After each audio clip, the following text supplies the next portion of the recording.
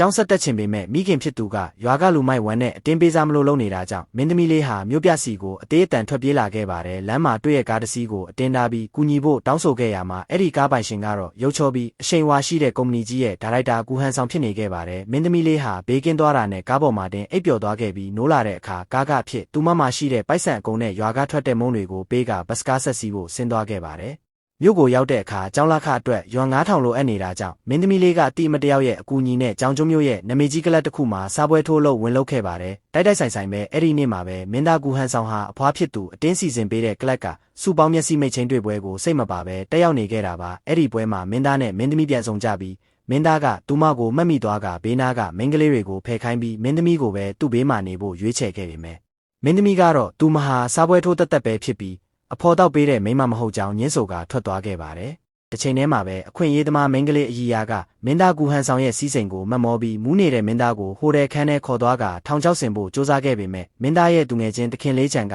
ဝင်ရောက်ကူညီပေးခဲ့လို့အစီအစဉ်ပြတ်သွားခဲ့ပါတယ်။ဒါပေမဲ့မင်းသမီးဟာကလပ်ထဲကပြဿနာတွေကြောင့်စိတ်ခတ်ခံလိုက်ရပြီးအခန်းတစ်ခန်းထဲကိုရောက်သွားခဲ့ရမှာအဲ့ဒီအခန်းထဲမှာမူးနေတဲ့မင်းသားကူဟန်ဆောင်နဲ့နှစ်ယောက်တည်းပြန်ဆောင်ကြပါတော့တယ်။နောက်တနေ့မနက်အိယာကနိုးလာတဲ့အခါမင်းသမီးကသူမကိုယ်သူမစိတ်ခတ်ခံလိုက်ရမှန်းသိပြီးမင်းသားကိုကူဟန်ဆောင်ရှင်ကျမကိုစိတ်ခတ်တာမလားလို့ဒေါသရကြီးဆွဲခဲ့ပါတယ်ဒါပေမဲ့မင်းသားကတော့တည်ငြိမ်စွာနဲ့ပဲငါကကုမ္ပဏီဥက္ကဋ္ဌတယောက်ပါအဲ့ဒီလောက်ထိအောက်တန်းမကြဘူးဟုပြောကအပြန်လန်အခြေတင်စကားများကြပါတော့တယ်မင်းသမီးလီရှိုင်းနီကသူမရဲ့အပြိုစင်ဘဝကိုဖျက်ဆီးလိုက်ပြီးအာနာနဲ့အနိုင်ကျင့်နေဆိုပြီးမင်းသားကိုဆွဲခဲ့ရင်မဲ့မင်းသားဘက်ကလည်းမင်းညကမင်းသမီးကိုယ်တိုင်အခန်းထဲစိုးဝင်လာတာလို့ပြန်ပြောခဲ့ပါတယ်မင်းသားကဒီကိစ္စကိုပိုက်ဆံနဲ့ဖြေရှင်းဖို့စ조사ပြီးနင့်နာကြီးအဖြစ်ရွံ10တန်းပေးခဲ့ရင်မဲ့တိတ်ခါရှိတဲ့မင်းသမီးလေးကတော့သူ့ရဲ့မကောင်းတဲ့ပိုက်ဆံတွေကိုမလိုချင်ဘူးလို့ပြောကအခန်းထဲကနေထွက်သွားခဲ့ပါတယ်လီရှိုင်းနီကလပ်ကိုပြန်ရောက်တဲ့အခါသူမရဲ့သူငယ်ချင်းဖြစ်သူအကြီးယာကဟန်ဆောင်စိုးရိမ်ပြပြီးဒါရိုက်တာကူဟန်ဆောင်ကညစ်ပတ်တဲ့လူယုံမှာဖြစ်ကြောင်းသူပေးတဲ့နင့်နာကြီးတွေကိုလည်းမယူဖို့တွေးထိုးပေးခဲ့ပါတယ်အကြီးယာစကားကြောင့်လီရှိုင်းနီဟာအလောက်ကထွက်ပြီးကျောင်းကိုပဲတန်းပြန်သွားခဲ့ရင်မဲ့ရန်နှဲငယ်ကြာမှာတော့မမျော်လင့်ပဲကိုဝန်ရှိနေမှန်းသိလိုက်ရပါတယ်ပိုဆိုးတာကဆရာဝန်ကသူမရဲ့တားအိမ်ချေနေကြောင်းအကယ်၍ဒီကိုဝန်ကိုဖျက်ချလိုက်ရင်နောက်တစ်ခါကိုဝန်ထက်ရဖို့တိတ်ခတ်ခဲသွားလိမ့်မယ်လို့တတိပေးခဲ့ရတယ်။ဒီနေ့မှာတော့မင်းသားရဲ့သူငယ်ချင်းတခင်လေးချန်ကတာဖွားမီရဲ့ဌာနမှာလီရှိုင်းနီနဲ့တိုက်ဆိုင်တိုးမိပြီးသူမကူဟန်ဆောင်ရဲ့ကလေးရှိနေမှန်းရိပ်မိသွားပါတယ်လီရှိုင်းနီကတော့ကူဟန်ဆောင်ဟာဘားတွေမှာအချိန်ဖြုံးပြီးမိန်းကလေးတွေကိုစိတ်ခတ်တက်တဲ့ယွန်စရာကောင်းတဲ့ဥက္ကဋ္ဌအောက်တန်းစားဖြစ်တယ်လို့ဒေါသရကြီးပြောဆိုခဲ့ပါတယ်ဒီစကားကြောင့်တခင်လေးချန်လည်းတန်တရားဝင်ကကလပ်ကစောင့်ကြည့်ကင်မရာတွေကိုပြန်စစ်ဆေးခဲ့ရမှာလွန်ခဲ့တဲ့တလကမင်းသမီးလေးလီရှိုင်းနီဟာရွာကလူမိုက်ဝမ်းရဲ့စိတ်ခတ်ခြင်းကိုခံခဲ့ရပြီးအခမ်းမဝင်သွားခဲ့တာဖြစ်ကြောင်းအမှန်တရားကိုသိရှိသွားပါတော့တယ်ဒီအကြောင်းကိုတခင်လေးချန်ကမင်းသားကိုပြောပြလိုက်တဲ့အခါမှာတော့ကူမီသားစုရဲ့အဖွားအိုကြီးပါတည်သွားပြီးအမွေခံမြေဦးလေးကိုဆုံးရှုံးရမှာဆိုလို့မြေချွေးမလေးကိုအခုချက်ချင်းသွားရှာဖို့မင်းသားကိုအမိန့်ပေးခဲ့ပါတယ်မင်းသားကူဟန်ဆောင်လဲဇနီးလောင်းလေးကိုနားလည်မှုလွဲခဲ့မှန်းသိပြီးဆေးရုံကိုအသေးတန်လိုက်သွားခဲ့ပါတယ်ဒါပေမဲ့ဆေးရုံကိုရောက်တဲ့ချိန်မှာတော့ဆရာဝန်ကလီရှိုင်းနီတယောက်စာရွက်စာတမ်းတွေယူပြီးကိုဝန်ဖျက်ချဖို့ခွဲစိတ်ခန်းထဲဝင်သွားပြီလို့ပြောလိုက်တာကြောင့်မင်းသားတယောက်တို့အေးပြက်မတက်စိုးရိမ်ကြီးစွာနဲ့လီရှိုင်းနီကိုအသေးတန်လိုက်လံရှာဖွေခဲ့ပါတယ်မင်းသားကူဟန်ဆောင်ကမင်းသမီးလေးလီရှိုင်းနီဟာပိုက်ဆံမရှိလို့ဆေးရုံကထွက်ပြေးသွားတာထင်နေခဲ့ရင်မဲ့အမှန်တော့ဟော်တယ်မှာသူပေးခဲ့တဲ့ယွမ်10တန်းတန်ဘန်ကတ်ကိုလီရှိုင်းနီကမယူဘဲဟော်တယ်စာအိတ်ထဲထည့်ကသူ့သူငယ်ချင်းတခင်လေးချန်စီပြန်ပို့ပေးခဲ့တာဖြစ်ပါတယ်တခင်လေးချန်ကသူ့ကြောင့်မင်းသားနဲ့မင်းသမီးကြားနားလည်မှုလွဲသွားရတာကိုဝန်ခံတောင်းပန်ခဲ့ပြီးလီရှိုင်းနီကပိုက်ဆံမမှတ်ပဲတိတ်ခါရှိတဲ့မိန်းကလေးဆိုတာပေါ်လွင်သွားခဲ့ပါတယ်တစ်ဖက်မှာလည်းလီရှိုင်းနီဟာကလေးကိုဖျက်ချဖို့ခွဲစိတ်ခန်းတဲ့အပြီးအပိုင်းဝင်ခဲ့ရင်မဲ့နောက်ဆုံးမှာတော့တမီးရဲ့ဖေဖေကလူယုံမာကြီးဖြစ်နေရင်တောင်မေတမီးလေးကိုတေချာပေါက်ကာကွယ်ပေးမယ်ဆိုပြီးကလေးကိုမဖျက်ချပဲဆေးရုံကနေထွက်ပြေးလာခဲ့ပါတယ်။ဒါပေမဲ့လီရှိုင်းနီဆေးရုံကထွက်လာတဲ့အခါမှာတော့သူမရဲ့အကိုရင်းဖြစ်သူဂျာပေါင်းကလူမိုက်ဝန်စီကနေရွာ9သိန်းယူထားတာကြောင့်လီရှိုင်းနီကိုအတင်းတမဖမ်းဆီးခေါ်ဆောင်သွားခဲ့ပါတယ်။ရက်ဆက်လာတဲ့မိခင်ရင်းနဲ့အကိုဖြစ်သူဟာလီရှိုင်းနီမှာကိုဝန်ရှိနေတာကိုတည့်ရက်နဲ့နင်တာလူမိုက်ဝန်နဲ့မညာရင်ငါတို့မိန်းမယူဖို့ပိုက်ဆံပဲခဲ့ရမှာလဲဆိုပြီးမင်းသမီးလေးကြုံခဲ့ရတဲ့ဆင်းရဲဒုက္ခတွေကိုတခွန်းမှမမေးပဲရွာကိုအတင်းပြန်ခေါ်သွားခဲ့ပါတယ်လူမိုက်ဝန်ကလည်းလီရှိုင်းနီကိုလက်ထပ်ဖို့သဘောတူပြီးသူမပိုက်ထဲကကလေးကိုအပြက်ရှင်းပစ်ဖို့အပြင်မင်္ဂလာဦးညမှာရက်ဆက်ဖို့ပါကြံစီနေခဲ့ပါတယ်မင်းသမီးလေးလီရှိုင်းနီဟာရက်ဆက်တဲ့မိသားစုနဲ့လူမိုက်ဝန်တို့ရဲ့လက်ကနေထွက်ပြေးရင်မြကန်းနာကိုရောက်သွားခဲ့ပါတယ်သူမဟာစိတ်ပြအားငယ်စွာနဲ့ပဲရှင်တို့သာအနာကိုထပ်တိုးလာရင်ကျမမြစ်ထဲခုန်ချပြီးတေးပြလိုက်မယ်လို့ချင်းချောက်ကကလေးလေးနဲ့အတူဘဝကိုအဆုံးစီရင်ဖို့ဆုံးဖြတ်လိုက်ပါတယ်ကံကောင်းစွာနဲ့ပဲလီရှိုင်းနီအနေရပြုတ်ခံရတော့မဲ့အချိန်မှာမင်းသားကူဟန်ဆောင်ဟာစောင့်ကြည့်ကင်မရာကနေတဆင့်သူမကိုထွန်းရွာဘက်ခေါ်သွားမှန်းသိပြီး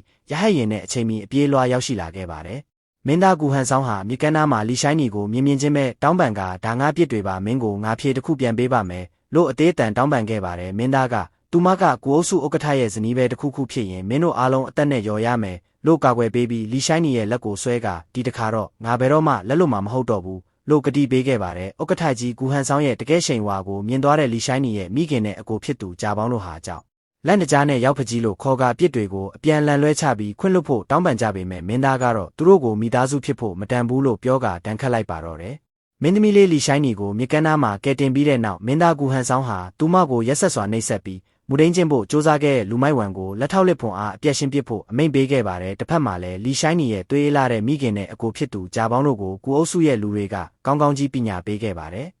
လက်ထောက်ဖြစ်သူကနင်တို့ကဘလို့တက်တီနဲ့ဥက္ကဋ္ဌကတော့ကိုဒီလိုဆက်ဆံရဲတာလဲလို့ကျင်းမောင်းပြီးရိုက်နှက်ဆုံးမခဲ့ပြီးကြာပေါင်းကိုလည်းယွမ်တတန်းပေးကနောက်တစ်ခါဥက္ကဋ္ဌကတော့နားကဲ့ရဲသေးရင်ခြေထောက်ကျိုးယုံတင်မကဘူးဒီထက်အဆမတန်ပိုဆိုးသွားမယ်လို့ပြက်ပြက်သားသားသတိပေးမောင်းထုတ်လိုက်ပါတော့တယ်လီရှိုင်းနီဆေးရုံမှာတတိယလာတဲ့အခါကူဟန်ဆောင်ဟာသူ့မဘေးမှာတညာလုံးစောင့်ပေးခဲ့တာဖြစ်ပါတယ်လီရှိုင်းနီကကလေးကြောင့်ပဲကယ်ခဲ့တာလားလို့တန်တရားဝင်နေချိန်မှာမင်းသားရဲ့သူငယ်ချင်းက DNA စစ်ဆေးချက်အရဗိုက်ထဲကကလေးဟာကူဟန်ဆောင်ရဲ့ကလေးစစ်ဖြစ်ကြောင်းလာရောက်တည်ပြုပေးခဲ့ပါတယ်အစပိုင်းမှာလီရှိုင်းနီကသူမကိုကလေးမရှိရင်ပြစ်ထားမဲ့လူတွေအဖြစ်ထင်မြင်ပြီးစိတ်ဆိုးခဲ့ရမယ်ကူဟန်ဆောင်ရဲ့အဖွားဖြစ်သူရောက်လာပြီးတမီးမှာကိုဝန်ရှိသည်ဖြစ်စေမရှိသည်ဖြစ်စေကူမိသားစုတဲ့လက်ထက်ဝင်ခွင့်ပြုမှာပါလို့ချစ်ချင်းမေတ္တာအပြည့်နဲ့နှစ်သိမ့်ပေးခဲ့ပါတယ်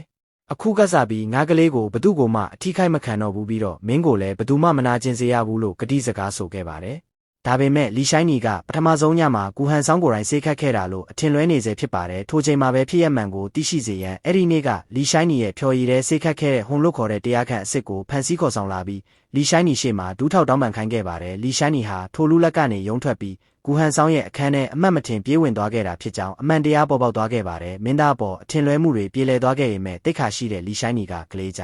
အောင်းနဲ့တော့ကူမီသားစုတဲ့အလွယ်တကူလက်ထက်ဝင်မှာမဟုတ်ကြောင်းတားအိမ်တိဆောက်ပုံအရကိုဝင်ရခတ်တဲ့ကြားကရလာတဲ့ကလေးမို့သူမဘာသာပဲကာကွယ်ဆောင်ရှောက်သွားမှာဖြစ်ကြောင်းပြောပြီးဆေးရုံကနေဆင်းသွားခဲ့ပါတယ်ဇနီးလောင်းလေးကိုလက်လွတ်ရတော့မဲ့ကူဟန်ဆောင်ဟာအဖွားဖြစ်သူရဲ့အမိတ်ရလီရှိုင်းနီကိုအတင်းတမပြန်လဲခေါ်ဆောင်လာခဲ့ရပါတယ်မင်းသားကူဟန်ဆောင်ဟာလီရှိုင်းနီရှေ့မှာမာနတွေကိုဘေးချိတ်ပြီးသူမကိုပထမဆုံးမြင်ကလေးကနှစ်သက်သဘောကျခဲ့တာဖြစ်ကြောင်းကလေးရှိမရှိကာကွယ်ပေးဖို့အသင့်ရှိကြောင်းအသေးအတန်ဖွင့်ပြောခဲ့ပါတယ်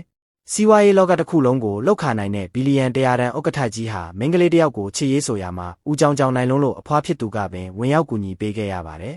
်လီရှိုင်းနီကကြောင်းတက်နေစေမို့အိမ်ထောင်မပြုတ်ကျင်သေးဘူးလို့ညှင်းပယ်ခဲ့တာကြောင့်ညံကောင်းတဲ့အဖွားကြီးဟာလီရှိုင်းနီကိုကူမီသားစုရဲ့မွေးစားသမီးမြင်းမလေးအဖြစ်အိမ်မှာပဲဆွဲထားဖို့အကွက်ရွှေ့လိုက်ပါတော့တယ်ကူဟန်ဆောင်ဟာဇနီးလောင်းနေရာကနေတဆင့်ကျော်ပြီးလီရှိုင်းနီရဲ့အကိုကြီးဖြစ်သွားရတဲ့အတွက်ဦးကြောင်ကြောင်နဲ့ညီမလေးအတွက်ရေခက်ပေးရတဲ့ဘဝကိုရောက်သွားခဲ့ပါတယ်လီရှိုင်းနီဟာလည်းမင်းသားရဲ့ဂယူးဆိုင်မှုတွေနဲ့နှွေးထွေးရဲ့မိသားစုကိုမြင်ပြီးသူမပိုက်ထဲကကလေးလေးကိုမင်းရဲ့အဖေကတကယ်တော့လူကောင်းတစ်ယောက်ဖြစ်နိုင်ပါတယ်လေလို့တိုးတိုးလေးပြောလိုက်ပါတယ်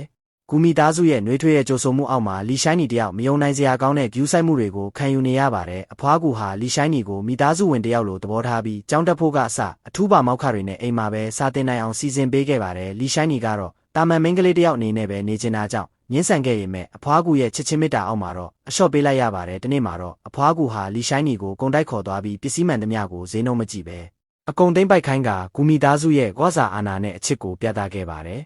အဲ့ဒီအချိန်မှာတင်မင်းသားကူဟန်ဆောင်ကတော့ဇနီးဖြစ်သူကိုအဖွားကူရဲ့အစီအစဉ်တိုင်းကြောဖို့ခေါ်ဆောင်သွားရတဲ့အထိရောက်ရှိသွားပါတယ်အဖွားဖြစ်သူကကိုဇနီးကိုပိုးရတာဘာရှက်စရာရှိလဲလို့တိုက်တွန်းတဲ့အတွက်ကူဟန်ဆောင်ဟာတန်ပေါင်းတသိန်းတန်ဥက္ကဋ္ဌနေရာကနေဆင်းပြီးလီရှိုင်းနီရဲ့ခြေထောက်ကိုဆေးပေးတဲ့အထိနူးညံ့သိမ်မွေ့ရဲ့ခင်ပွန်းကောင်းဖြစ်ပြောင်းလဲသွားပါတယ်လီရှိုင်းနီတယောက်ကူဟန်ဆောင်ရဲ့ဒီလိုပြုမှုတွေကိုမြင်ပြီးသူတကယ်ပဲပြောင်းလဲသွားပြီလားလို့စတင်တွေးတော့လာပါတယ်အဖွားကူဟာလီရှိုင်းနီပြင်းမှာဆိုးလို့ဆိုပြီးအရီယာဆိုတဲ့မိန်းကလေးတယောက်ကိုအိမ်ထိန်ဖြစ်ခေါ်ဆောင်လာခဲ့ပါတယ်ဒါပေမဲ့လီရှိုင်းနီအတွက်တော့အရီယာဟာမကောင်းဆိုးဝါးတယောက်လိုပါပဲလွန်ခဲ့တဲ့တလားကလီရှိုင်းနီကိုဆေးခတ်ခဲ့သူတွေထဲမှာအရီယာလည်းပါဝင်နေတာကိုလီရှိုင်းနီကကောင်းကောင်းသိနေပါတယ်အဖွားကူကတော့သူတို့နှစ်ယောက်ကိုတနယ်ထဲနေကြသူတွေဖြစ်လို့ခင်မင်မဲထင်ပြီးခေါ်လာခဲ့တာဖြစ်ပေမဲ့အမှန်တကယ်တော့အရီယာဟာလီရှိုင်းနီကိုအနီးကပ်ဆောင်ကြည့်ပြီးဒုက္ခပေးဖို့ပြန်ရောက်လာတာဖြစ်ပါတယ်ကူမီသားစုအိမ်တော်မှာလီရှိုင်းနီတယောက်အေဂျင့်စွာနေထိုင်နိုင်ဖို့စ조사နေပေမဲ့အရေးမီတစ်ခုကတော့သူမနားမှာအမြဲရှိနေပါတယ်အရီယာဟာသူငယ်ချင်းရောင်ဆောင်ပြီးလီရှိုင်းနီကိုပြုစုပေးနေပုံပေါက်ပေမဲ့အမှန်တကယ်တော့လီရှိုင်းနီကိုကူမီသားစုကနေနှင်ထုတ်ဖို့နဲ့သူမပိုက်ထဲကကလေးကိုဖျက်ဆီးပစ်ဖို့အတွက်ရက်ဆက်တဲ့အကြံအစီတွေကိုချမှတ်ထားပါတယ်